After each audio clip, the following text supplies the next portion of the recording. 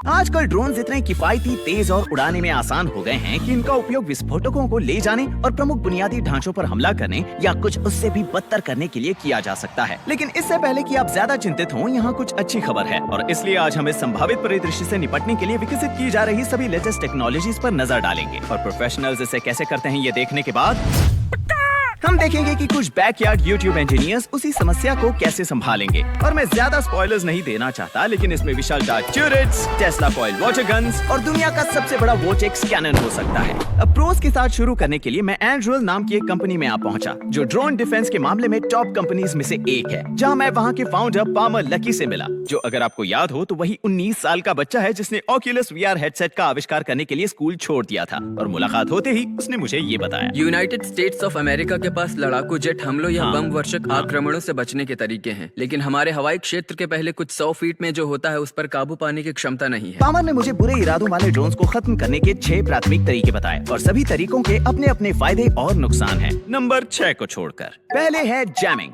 जहां आप ड्रोन पर नकली आरएफ सिग्नल्स की बारिश करते हैं ताकि वो अपने ह्यूमन ऑपरेटर से मिल रहे निर्देश को सुन ना पाएं और नियंत्रण खो दें। सभी ड्रोन्स में से 70% ड्रोन्स DJI के हैं और वो ऐसे उपकरण प्रदान करते हैं जो इस तरह सिग्नल को जैम कर सकें।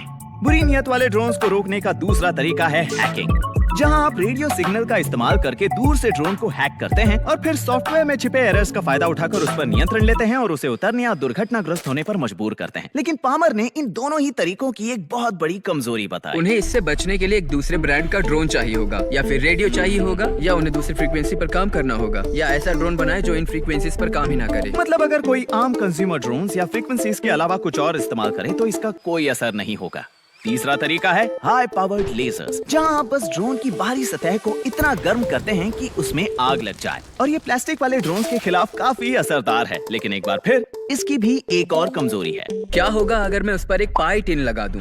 उस तरह का एक रिफ्लेक्टिव मेटल जलाकर पिघलाने में बहुत ज्यादा ऊर्जा खर्च होती है, ये काम नहीं करेगा। अगला हथियार है एक माइक्रोवेव एनर्जी की कॉन्सेंट्रेटेड बीम, जैसे EMP। यहाँ लक्ष्य ड्रोन इलेक्ट्रॉनिक्स में करंट को इतना ज्यादा बढ़ाना है कि उससे ड्रोन का भेजा फ्राई हो जाए। लेकिन पामर ने हमें समझाया कि इससे बचने के लिए एक बुरे इरादों वाले आदमी को बस अपने होम डिपो से कॉपर टेप लाना है और एक बार ड्रोन की बॉडी इससे कवर हो गई, ये इस हमले के लिए मानो अदृश्य हो जाता है। वो EMP के द्वारा इंटरनल इलेक्ट्रॉनिक्स को मिलने वाले करंट की मात्रा को काफी अंतर से कम कर सकता है। और इसका मतलब एक माइक्रोवेव बीम गन जो किसी ड्रोन को पहले 2000 मीटर की दूरी से फ्राई कर पाती थी, अब सिर्फ तभी काम करेगी जब वो कॉपर टेप वाला ड्रोन सिर्फ 2 मीटर दूर हो। यानी कि ये बीम गन भी किसी काम की नहीं।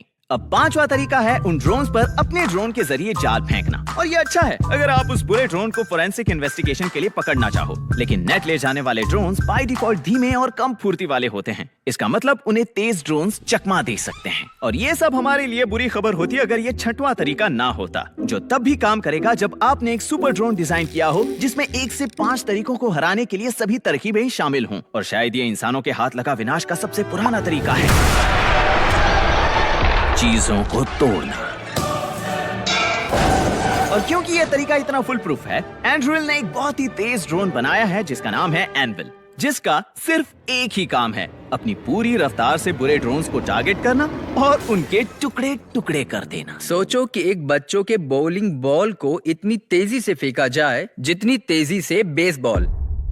एनविल के टकराने पर कुछ वैसा ही होगा। तो जाहिर सी बात है, ये सब सुनने के बाद मैं इसे अपनी आंखों से देखना चाहता था, तो वो मुझे अपने टेस्टिंग फील्ड में ले गए, जहां उन्होंने एक काल्पनिक सिनेरियो बनाया जहां एक बुरा ड्रोन हमारी पोजीशन के नजदीक आ रहा था। शुक्र है हमारे पास एनविल है। अब उन्होंने उस ड्रोन के उड़ान भरने से पहले ही उसे पहचान लिया और ये यहाँ खड़े इन टावर्स की वजह से है। हर एक टावर पर रेडार, ऑप्टिकल कैमरास या IR डिटेक्टर्स जैसे सेंसर्स लगे हैं और फिर वो मार्क्ड एरिया में इंटरेस्ट की हर चीज का पता लगाने और ट्रैक करने के लिए कंप्यूटर विजन, मशीन लर्निंग और AI का इस्तेमाल करते हैं। ये वास्तव में इतना सटीक है कि ये डेजिग्नेटेड एरिया में हर एक पक्षी को पहचान कर उन्हें ट्रैक भी कर लेता है। वो इस सॉफ्टवेयर सिस्टम को लैटिस कहते हैं और ये उनकी कंपनी की सफलता का सबसे बड़ा राज है। पहले ड्रोन को डिटेक्ट करते हैं, देखते हैं वो कैसे ड्रोन है, और अगर तुम्हें एनविल को उसके पीछे भेजना हो, उसे जैम या हैक करना हो, तो बात नहीं बनेगी। तुम एनविल अब छोड़ोगे।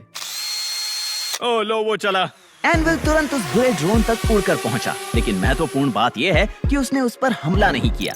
उसके बजाय उसने उसके ठीक 30 मीटर नीचे अपनी पोजीशन लॉक कर ली। उसकी परछाई की तरह उसकी हर चाल को कॉपी करते हुए बस अपने टर्मिनल गाइडेंस सेंसर्स का इस्तेमाल करने के लिए किसी इंसानी ऑपरेटर द्वारा दिए जाने के आदेश का इंतजार करते हुए, जिसकी मदद से वो अपने और उस ड्रोन के बीच की दूरी को 200 mph की रफ्तार से मिटाते हुए उस पर हमला कर सके। और एनविल के अलावा उनके पास दूसरे सिस्टम्स भी हैं, जैसे कि ये रोड रनर, जिसे तेज और बड़े ड्रोन्स को मार गिराने के लिए डिजाइन किया गया है, जहां आपको आमतौर पर एक पेट्रियट मिसाइल दागनी पड़ती थी। लेकिन एक पेट्रियट मिसाइल के विपरीत रोड रनर की कीमत बहुत कम है, और अगर आप बिना तोड़फोड़ किए खतरे को डरा दें तो इसे नीचे लाकर दोबारा इस्तेमाल भी किया जा सकता है। एंड्रिल कम पैसे में चीजों को ज्यादा सक्षम बनाने के लिए और अत्याधुनिक इंजीनियरिंग का उपयोग करने के लिए स्पेसएक्स का दृष्टिकोण अपना रहा है, और आप जानते हैं कि ये कुछ तो सही कर रहे हैं, क्योंकि उनके समाधानों का कुछ हिस्सा आज कई अलग अलग स्थानों पर लागू किया जा चुका है। दक्षिणी सीमा, उत्तरी सीमा, नेशनल पार्क, मिलिट्री बेसिस और परमाणु ऊर्जा स्थलों के आसपास ऐसी बहुत सी सेंसिटिव जगहें हैं जहां आपको कोई आइडिया भी नहीं होगा कि वहां कौन लोग हैं और क्या करना चाहते हैं। तो अब जब हम ये जान चुके हैं कि प्रोस ड्रोन से बचाव कैसे करते हैं, शायद आप खुद से पूछ रहे होंगे कि मार्क रोबर ड्रोन से बचाव कैसे करेगा, और इस सवाल का जवाब है शायद वो कुछ इस तरह का दिखेगा। एक 7 फीट लंबा फुल्ली आर्टिकुलेटेड मेगा ट्यूरेट जो 6 शूटर बैरल वाले pre loaded mega darts fire करता है। और ये देखने के लिए कि ये कितना असरदार है, मैंने अपने 3 इंजीनियरिंग दोस्तों को बुलाया जो अपने साथ इस समस्या को निपटने के बारे में अपने विचार भी लेकर आए, और ये एक तरह से हम चारों के बीच एक बैकयार्ड इंजीनियरिंग कंपटीशन में बदल गया। तो मेरे मेगा ट्यूरेट के साथ साथ उनके डिजाइन में शामिल है एक fully electrified drone squad gun, एक वोर्टेक्स कैनन जो वाकई में बहुत तबाही मचा सकती है, और एक बहुत ही बेजोड़ सिस्टम जो अपने खुद के ऑटोनोमस ड्रोन ट्रैकिंग के साथ आता है। लेकिन हमारे बूटस्ट्रैप्ड इंजीनियरिंग शोडाउन पर थोड़े कॉन्टेक्स्ट के लिए ये जरूरी है कि मैं आपको सबसे पहले उस सुपर सीक्रेट प्रोजेक्ट के बारे में बताऊं जिस पर मैं पिछले 2 साल से काम कर रहा हूं। क्योंकि मैंने जब से क्रंच लैब्स की शुरुआत की है, मुझे सबसे ज्यादा फीडबैक ये मिलता है कि ये बच्चों के खेलने और सीखने के लिए तो अच्छा है, लेकिन यहाँ टीनेजर्स और अडल्ट्स के लिए क्या है। वेल, अब चलिए कंपटीशन शुरू करें। आप सबका कॉन्फिडेंस लेवल कितना है? और मेरा शायद इतना। मुझे फावड़ा मिलेगा। ये एक ऐसे इंजीनियर की आवाज है जिसकी इस हफ्ते नींद पूरी नहीं हुई। मैं अपने टर्रेट का मुकाबला तुम्हारे टर्रेट के साथ लगाने के लिए एक्साइटेड हूँ। आपका टर्रेट शूट करता है। तुम्हें ये कैसे पता? वो यहीं पर है। ओह, ये चीज। इसे हैक पैक ट्यूरेट रिमोट से कंट्रोल किया जा सकता है। नहीं, मुझे माफ करना। उस तरफ निशाना लगाओ। इनका नसीब अच्छा है कि जैसे ही ड्रोन आसमान में उड़ा, ट्यूरेट का ध्यान भटक गया और ड्रोन इतना ऊपर था कि सिर्फ एक मेगा ट्यूरेट ही उसे नीचे ला सकता है। मैं यहाँ से उसे पत्थर मार के भी गिरा सकता हूँ। और हालांकि ये बात एक आम व्यक्ति के लिए सच है, लेकिन मुझे नहीं लगता कि हम में से किसी को भी जिम क्लास में सबसे पहले चुना जाता है। वो सब छोड़िए, क्योंकि वक्त आ गया है ये देखने का कि ये क्या कर सकता है। मैं निशाना लगा रहा हूँ, रुक जाओ। ओह या, ये एंगल ठीक लगता है। 3, 2, 1। ये तो काफी कूल है, लेकिन तुम चूक गए। तेरी थोड़ा राइट में। ये पक्का लगेगा, मुझे यकीन है। 3, 2, 1।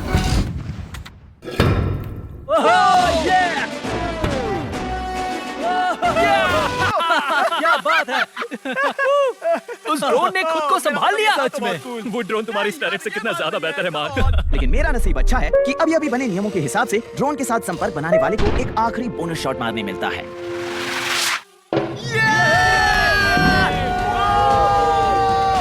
मेरे मेगा ट्यूरेट ने अपनी जीत हासिल कर ली। देखो, तुमने इसे यहाँ से थोड़ा तोड़ भी दिया है। देखते हैं तुम मुझे कैसे हराओगे।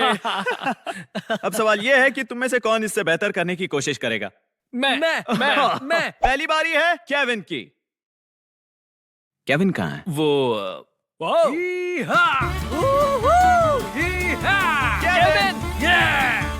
तुम्हारे ड्रोन की तरफ आ रहा हूँ। ऐसा लगता है कि ये जरूरत से कुछ ज्यादा ही बड़ा है। ये है we-rat cannon, avian defence turret. Avian defence, तो क्या इससे तुम बर्ड्स को डराने वाले हो? हाँ, सही कहा, और ड्रोन्स को भी। इसका आविष्कार करीब 200 साल पहले हुआ था। किसान अपने खेत बचाने के लिए इनकी मदद से ओलों के बादलों पर हमला करते, लेकिन बाद में उन्हें इसका एक और अच्छा इस्तेमाल मिला, सभी पंछियों को डराकर भगाने का, ताकि वो खेत के सभी बीजों को खा ना जाएं।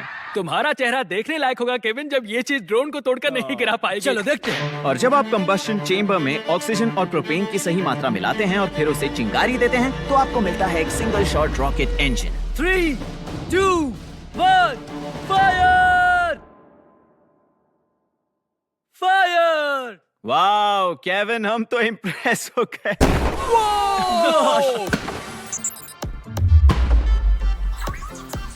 और इसने तो उस ड्रोन के छक्के छुड़ा दिए।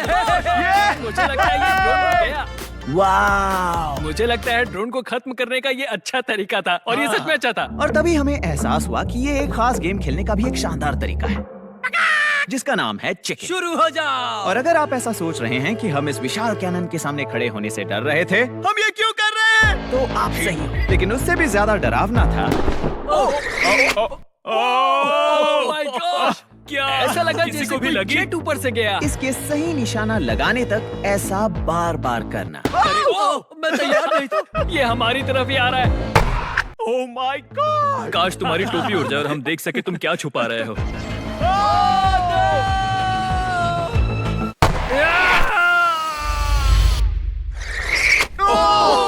मेरे सर पर लगी।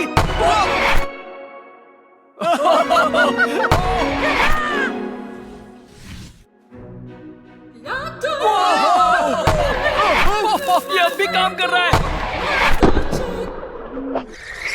Oh my gosh! और हमारे इस खेल में हम उस कैनन के और करीब जाने के लिए तैयार थे, ठीक इन लोगों की तरह। लेकिन हमारा जेट फ्यूल खत्म हो गया और हमें आगे बढ़ना पड़ा। तो ये है मेरा इन्वेंशन, एक टेस्ला कॉइल। कारपेट पर पैर घिसने से एक स्पार्क महसूस होता है, पता है? हाँ जानता हूँ। तो ये उससे बिलियन टाइम्स ज्यादा पावरफुल है। 3, 2, 1 टेस्ला कॉइल। और अगर ये बेहतरीन दृश्यों की प्रतियोगिता होती देखो काफी कूल है ना? तो हम एलन को वहीं के वहीं विजेता घोषित कर देते, लेकिन ऐसा नहीं था। मुझे नहीं लगता इससे एक ड्रोन गिर पाएगा। तो ठीक है, ये है मेरा असली प्लान। सॉल्टी इलेक्ट्रिकली कंडक्टिव गू। ये लीगल है। आखिर ये तुम क्या चीज ले आए हो? तो ये है xanthan गम और सॉल्ट जो कंडक्ट करेगा इलेक्ट्रिसिटी। तो इस नोजल से हम शूट करेंगे गू और जब ये ड्रोन को टच करेगा तो ये उसे जला देगा। ये बस एक सॉल्टी प्रोटीन है और हाँ ये थिक है। वैसे मैं आपको बता दूं कि मैं इन सभी योजनाओं के बारे में पहले से जानता था। Tesla coil on. जैसे कि हमने सोचा था, इन कॉइल्स की रेंज इतनी नहीं कि वो ड्रोन तक पहुंच सके। गो स्ट्रीम ऑन। Oh wow! लेकिन इसके घार को क्या हुआ? ये अच्छी बात नहीं है। और हमें लगा कि स्लाइम भी नहीं पहुंच पाएगा, लेकिन प्रेशर को थोड़ा एडजस्ट करने के बाद ये शुरू हो गया। इलेक्ट्रिक स्लाइम ने संपर्क बना लिया। वाओ, क्या बात है! और लगता है एलन ने उसे उसकी नानी याद दिला दी। लगता है इस ड्रोन में अब भी थोड़ी जान बाकी है। इस ड्रोन को बचाने का कोई तरीका नहीं था, तो दुर्भाग्यवश अपनी एडी का इस्तेमाल करके इसे एक झटके में ही तोड़ दो। मुझे बुरा लग रहा है। हमें इस नन्हे दोस्त को उसके संघर्ष से आजाद करना पड़ा। नहीं, मार्क! वो अभी हिल रहा है। ऐसा मुझे मत माफ करो। कर माय गॉश। बाय बाय छोटे मियाँ। मैंने कहा गुड बाय। उम्मीद करता हूँ कि तुम्हारे माइक्रोचिप्स को मोक्ष प्राप्त हो। तो इस तरह से ड्रोन को खत्म करते हैं। लाइट अब भी जल रही है। ठीक है वेल, तो अब शायद तुम्हारी बारी है। इसे देखो। एक मिनट, और स्पेशल इफेक्ट्स। मुझे नहीं पता था फॉग मशीन मंगवा सकते हैं। लेकिन उस कोहरे से विलियम की रचना शानदार ढंग से उभर कर आई और गिर गई। मैं चाहता हूँ तुम इसे पकड़े रखो। यहाँ मुझे ये एहसास हुआ कि विलियम के ड्रोन ने मेरे हाथ में जो था उसमें अचानक दिलचस्पी ले ली थी। मार्क वो तुम्हें देख रहा है। यहाँ से देखो। भाग जाओ मार्क, भाग जाओ। वो मुझे सच में ट्रैक कर रहा था और फिर वो भाग गया। मैंने उसे आधे घंटे पहले ही बनाकर पूरा किया था। टारगेट ड्रोन को एक्टिवली ट्रैक करने की कोशिश में विलियम ने काफी महत्वाकांक्षी रूप से एंड्रोइड दृष्टिकोण को अपनाया है। उसका शिकारी ड्रोन 8 ओवरलैपिंग फोटो डिटेक्टर्स का उपयोग कर रहा था, मेरे हाथ में रखे टारगेट ड्रोन पर अपनी नजर गड़ाकर रखने के लिए, और फिर वो अपने आप को उस ओरिएंटेशन में ऑटोमेटिकली स्टेबल भी रख रहा था। इसे अटैच करना होगा टारगेट ड्रोन में ताकि तुम्हारे ड्रोन को पता चले ये कहाँ है। और ये उसे नीचे कैसे गिराएगा? उसके साथ टकरा कर। चलो शुरू करें। और यहाँ विल लाया अपने सीक्रेट हथियार को, पीटर श्रीपोल। लेकिन टू बी फेयर, पीटर सिर्फ एक ही काम कर रहा था, सही वक्त आने पर एक्सेलरेटर को जोर से दबाने का काम। बाकी सभी फैसले वो ड्रोन खुद ले रहा था, ऑटोनोमस। ठीक है, टेक ऑफ के बाद ये ऑटो मोड में चला जाएगा। ठीक है, तो ये शिकार कर रहा है।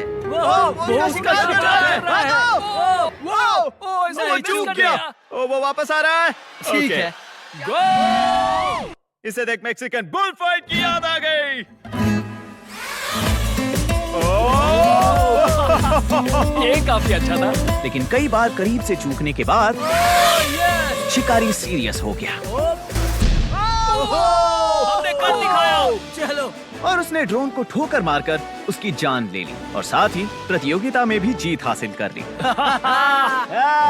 जोरदार तालियां।